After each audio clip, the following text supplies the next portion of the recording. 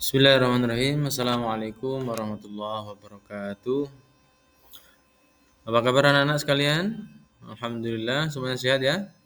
Baik, kita bertemu kembali. Pada pertemuan kali ini kita akan membahas materi pembelajaran PAI, yaitu tentang mendalami iman kepada kitab-kitab Allah Subhanahu wa taala. Baik anak-anak sekalian, sebelum kita mulai pembelajaran seperti biasa, Bapak absen dulu ya. Siapa yang tidak ada dari ini? Semuanya masuk ya? Alhamdulillah. Baik. Selanjutnya, marilah kita mulai pembelajaran pada pertemuan kali ini dengan berdoa kepada Allah Subhanahu wa taala. Mudah-mudahan pembelajaran kita pada pertemuan kali ini kita semuanya mendapatkan ilmu yang bermanfaat dan barokah. Silakan dipimpin ketua kelas. Ya, berdoa mulai. Selesai. Baik, alhamdulillah. Kemudian selanjutnya, sebelum Bapak memulai pembelajaran yaitu tentang mendalami iman kepada kitab-kitab Allah Subhanahu wa taala. Bapak ingin bertanya kepada kalian semua, siapakah yang mendapatkan wahyu kitab-kitab Allah Subhanahu wa taala? Iya, bagus, para rasul dan para nabi. Ya. Jadi, kitab-kitab yang telah diturunkan oleh Allah Subhanahu wa taala kepada para rasul dan para nabi ini kita harus betul mengimani. Baik anak-anak sekalian, sebelum pembelajaran Bapak mulai, silahkan duduknya sesuai dengan kelompoknya masing-masing yang sudah saya bagi tadi. Ya, baik. Sebelum kita masuk pada pembelajaran, seperti biasa, Bapak akan menjelaskan tentang tujuan pembelajaran kita pada pertemuan kali ini. Jadi tujuan pembelajaran kita pada materi iman kepada kitab-kitab Allah Subhanahu wa taala yang pertama adalah melalui model pembelajaran discovery learning, peserta didik mampu menjelaskan makna iman kepada kitab-kitab Allah dengan benar serta memiliki rasa ingin tahu terhadap sejarah kitab-kitab Allah dan terbiasa membaca Al-Quran setiap hari. Yang kedua, melalui teknik jigsaw, peserta didik dapat menjelaskan cara mencintai Al-Quran dan cara membangun hubungan dengan orang yang beriman kepada kitab terdahulu dengan benar serta memiliki perilaku terpuji dan bersikap toleran terhadap perbedaan dan memiliki adab terhadap Al-Quran. Yang ketiga, melalui model pembelajaran berbasis produk, peserta didik dapat membuat infografis timeline diturunkannya kitab-kitab Allah kepada para nabi dan rasul dengan benar serta tumbuh sikap mencintai Al-Quran dan memiliki sikap menghargai kitab suci agama lain. Ya, jadi tujuan pembelajaran pada pertemuan kali ini yang kita harapkan adalah kalian mampu menjelaskan makna iman kepada kitab-kitab Allah, ya, serta benar-benar merasa ingin tahu terhadap sejarah kitab-kitab Allah. Kemudian yang kedua adalah memiliki sikap perilaku terpuji, ya, bertoleransi terhadap perbedaan dan memiliki adab terhadap Al-Quran. Yang ketiga yaitu nanti kalian diharapkan bisa membuat, ya, infografis timeline kapan diturunkannya Al-Quran, kepada siapa, di mana dan sebagainya. Nanti itu di akhir pembelajaran. Baik anak-anak sekalian, kita masuk pada materi. Ya, materi tentang mendalami iman kepada kitab-kitab Allah Subhanahu wa taala. Ya. Arti iman kepada kitab-kitab Allah. Iman kepada kitab-kitab Allah, ya. Artinya meyakini dan membenarkan terhadap kitab yang diturunkan oleh Allah Subhanahu wa taala kepada para nabi dan rasulnya. Iman kepada kitab Allah Subhanahu wa taala meliputi beriman kepada seluruh kitab Allah yang diturunkan sebelum Al-Quran, yaitu Taurat, Zabur, Injil, dan Suhuf. Ya. Adapun nabi yang telah menerima wahyu berupa suhuf adalah sebagai berikut. Di antaranya adalah yang menerima suhuf ya ini ya, nabi ya, yaitu Nabi Adam alaihissalam, Nabi Syed, Nabi Idris, Nabi Ibrahim, Nabi Musa alaihissalam. Ya, kemudian isi pokok kitab-kitab Allah. Ya, jadi isi-isi pokok kitab-kitab Allah itu mencakup beberapa hal. Yang pertama adalah akidah. Akidah itu artinya mengisahkan Allah Subhanahu wa taala. Kemudian syariat, ketentuan dalam kehidupan berupa perintah dan larangan bagi umat manusia. Kemudian akhlak, cara bersikap dan bertindak kepada Allah Subhanahu wa taala serta kepada sesama. Kemudian janji pahala dan ancaman siksa kepada umat manusia. Kemudian kisah umat terdahulu dan informasi tentang ilmu yang perlu dikembangkan oleh manusia. Ini adalah isi-isi pokok ajaran kitab-kitab Allah Subhanahu wa taala yang diturunkan kepada para nabi dan para rasul. Sekarang kita akan membahas tentang kitab ya. Jadi ada perbedaannya antara suhuf dan kitab. Kalau suhuf itu adalah berupa lembaran-lembaran ya. Kalau kitab ini memang terdiri dari beberapa lembar ya. Akhirnya dijadikan satu menjadi kitab ya, jumlahnya lebih banyak. Kita akan membahas tentang kitab yang pertama diturunkan adalah kitab Taurat. Kitab Taurat ini diwahyukan kepada Nabi Musa alaihissalam. Ya, Nabi Musa. Isi pokok kitab Taurat dikenal dengan 10 hukum atau 10 commandment atau 10 firman yang telah diterima Nabi Musa alaihissalam sebagai berikut. Yang pertama isinya adalah mengakui keesaan Allah. Ya. Yang kedua larangan menyembah patung dan berhala karena Allah Subhanahu wa taala tidak dapat diserupai dengan makhluk. Yang ketiga adalah larangan menyebut Allah Subhanahu wa taala dengan sia-sia. Kemudian memuliakan hari Sabtu, menghormati ayah dan ibu, larangan membunuh sesama manusia, larangan berzina, larangan mencuri, larangan menjadi saksi yang berdusta, larangan memiliki keinginan untuk menguasai hak orang lain. Jadi isi pokoknya ada 10 ya, yang kitab Taurat ya. Jadi saya harap kalian mencermati ya, mendengarkan dengan baik. Kitab Taurat diturunkan kepada Nabi Musa ya, serta menghafal ya.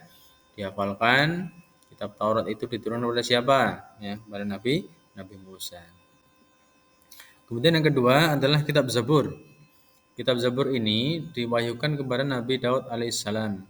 Ya, jadi kitab Zabur tidak mengandung hukum-hukum atau syariat yang baru karena Nabi Daud alaihissalam mengikuti syariat yang diturunkan Allah Subhanahu wa taala. Kepada Nabi Musa alaihissalam, kitab Zabur berisi kumpulan ayat-ayat yang suci. Kitab Zabur terdiri dari 150 surat berisi nasihat, kata-kata hikmah dan puji-pujian. Ya, ini adalah kitab Zabur diturunkan kepada Nabi Daud alaihissalam. Kemudian yang ketiga adalah kitab Injil. Kitab Injil ini ya sangat populer. Bahkan kita umat sekarang masih ada yang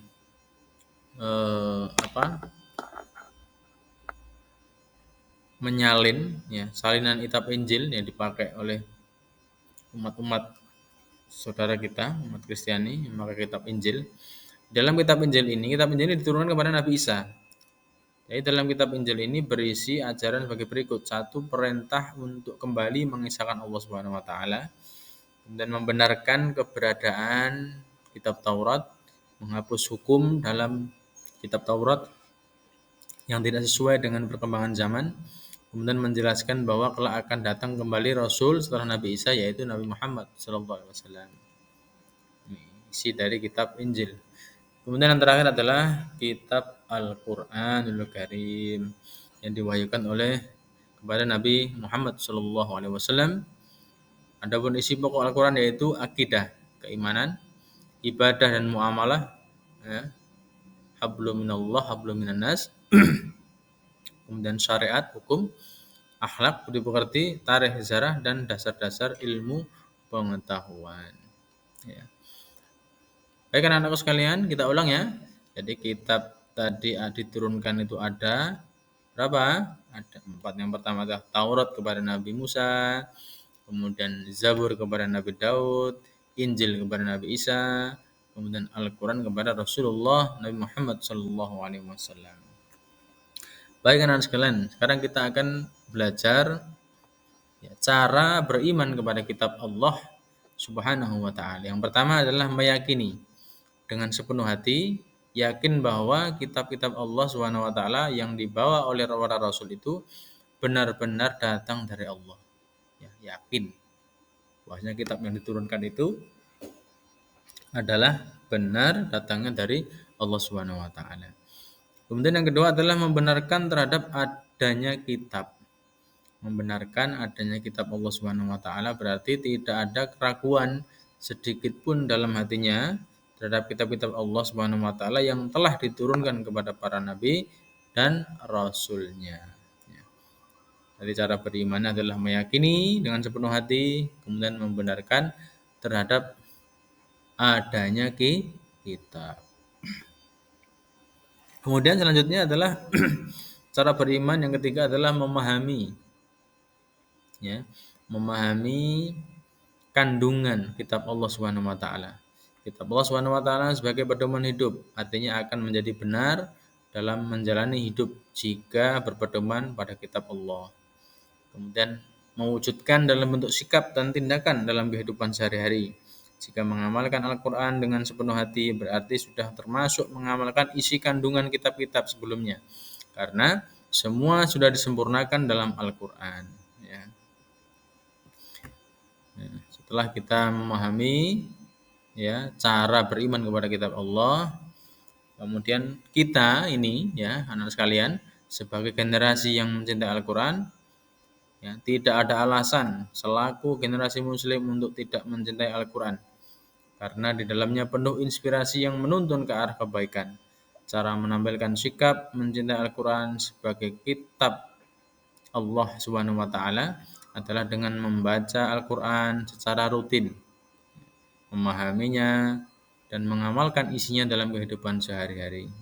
Ya, bagi yang belum lancar membaca, segera berlatih membaca. Yang sudah lancar, dibaca artinya, dipahami, kemudian diamalkan dalam kehidupan sehari-hari. Kemudian kita, anak sekalian, sebagai generasi Al-Quran yang mencintai Al-Quran, ada ciri-ciri. Ada ciri-ciri generasi cinta Al-Quran. Apa itu cirinya? Yang pertama adalah memiliki kemauan kuat untuk senantiasa membaca dan mengetahui isi kandungan Al-Quran. Ya. Jadi setiap hari dia selalu bersemangat untuk membaca. Ya. Karena Al-Quran yang kita baca itu nantinya akan menjadi syafaat bagi kita. Iqra'ul Qur'an fa innahu ya'ti yaumal qiyamah syafi'an ashabi. Baca Al-Quran. Karena Al-Quran itu nanti akan menjadi penolong, syafaat bagi yang membacanya di hari akhirat. Kemudian yang kedua, ciri yang kedua adalah senantiasa merasa tenang dalam hatinya setelah membaca Al-Quran. Sebab ada hubungan hati, perasaan, dan sikap terhadap yang dicintai, yaitu Al-Quran. Jadi kalau kita rajin membaca Al-Quran itu hati kita menjadi tenang, ya. Kemudian masalah-masalah akan ringan, ya. Yang ketiga, dapat menjadikan Al-Quran sebagai sahabat hati yang setiap waktu akan menjaga dan mengingatkan untuk senantiasa menjaga diri dalam kebaikan. Kemudian menjadikan nilai-nilai Al-Quran sebagai pendorong dan inspirasi dalam meningkatkan kualitas keilmuan dan menjadi pelopor terdepan dalam kebaikan. Rela berkorban untuk kemuliaan Al-Quran dan menjadikan penuntun dalam kehidupan sehari-hari sehingga menjadi pribadi yang santun dan menghargai sesama. Ya. Sekarang kita akan mempelajari hikmahnya. Ya, setelah kita belajar tadi cara beriman, mengetahui bagaimana cara kita beriman, kemudian hikmah beriman kepada Allah itu apa? Yang pertama adalah mengetahui perhatian dan kasih sayang Allah terhadap para hambanya dengan menurunkan kitab kepada umat manusia sebagai petunjuk. Yang kedua adalah mengetahui syariat dan pedoman hidup yang diperintahkan Allah Subhanahu wa taala. Yang ketiga, hidup menjadi lebih terarah dan tidak tersesat dalam menjalaninya. Ya. Jadi ini adalah hikmah ya Kita lebih mengetahui perhatian atas kasih sayang Allah terhadap para hambanya, mengetahui syariat dan pedoman hidup yang diperintahkan Allah Subhanahu wa taala. Baik anak-anak sekalian, jadi materi pembelajaran kita pada kali ini adalah tentang